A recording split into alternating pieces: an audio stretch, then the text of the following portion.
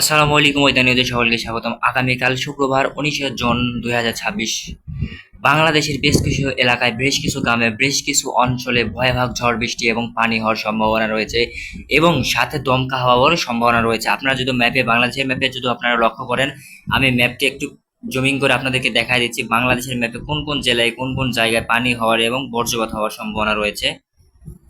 আপনারা যদি ম্যাপের দিকে লক্ষ্য করেন, তাহলে ম্যাপের দিকে লক্ষ্য করলে আপনারা দেখতে পাচ্ছেন ঢাকার আশেপাশে উত্তরাঞ্চলে যেগুলি গ্রামগুলি আছে, জেলাগুলি আছে, এগুলি জেলাতে খুব ভয়াবহ পানি হওয়ার সম্ভাবনা রয়েছে আগামীকাল 19 জুন। এখানে আমরা যদি লক্ষ্য করি, আমরা সরাসরি চলে যাব ময়মনসিংহ। ময়মনসিংহ আপনারা যদি লক্ষ্য করেন দেখতে পাচ্ছেন আগামীকাল সকাল 5টা অবধি, সকাল 10টা 11টা পর্যন্ত ঝড় বৃষ্টি এবং ময়মনসিংহে ঝড় বৃষ্টি এবং পানি হওয়ার সম্ভাবনা রয়েছে। আপনারা ঝড় বৃষ্টি থেকে বাঁচতে কোনো রাস্তায় চলাফেরা এবং যানবাহন নিয়ে চলাফেরা করা যাবে না। ঝড় বৃষ্টির সময় চলাফেরা করা যাবে না। ঝড় বৃষ্টির সময় ফোন এবং সাথে আরো যেগুলি প্লাস ইত্যাদি ইত্যাদি যেগুলি থাকবে সবকিছু বন্ধ করে আপনাদের কাছে রেখে দিবেন। আর আপনারা ঝড় বৃষ্টির সময় বাইরে কোথাও যাবেন না, কারণ কখন জানি ঝড় বৃষ্টি এবং বজ্রপাত আপনাকে অ্যাটাক না করে। তো আপনারা ঝড় বৃষ্টি থেকে বাঁচতে অবশ্যই বাসায় চলে যাবেন। আর আমরা এখানে যদি লক্ষ্য করি কোন কোন জেলাতে পানি হওয়ার সম্ভাবনা রয়েছে আপনাদেরকে দেখায় দিচ্ছি।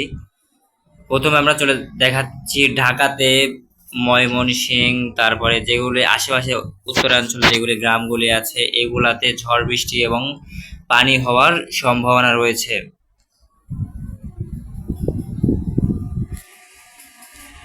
আমরা যদি ম্যাপটি ছোট করে দেখি, তাহলে বাংলাদেশের কোন কোন জেলাতে আরো পানি হওয়ার সম্ভাবনা রয়েছে। ঢাকা, ময়মনসিংহ, তারপরে হলো খুলনা, সিলেট, বরিশাল, এগুলি জেলায় পানি হওয়ার সম্ভাবনা বেশি, অনেকটা বেশি। সকাল 5টা থেকে দুপুর 1টা অবধি পানি হওয়ার সম্ভাবনা আছে।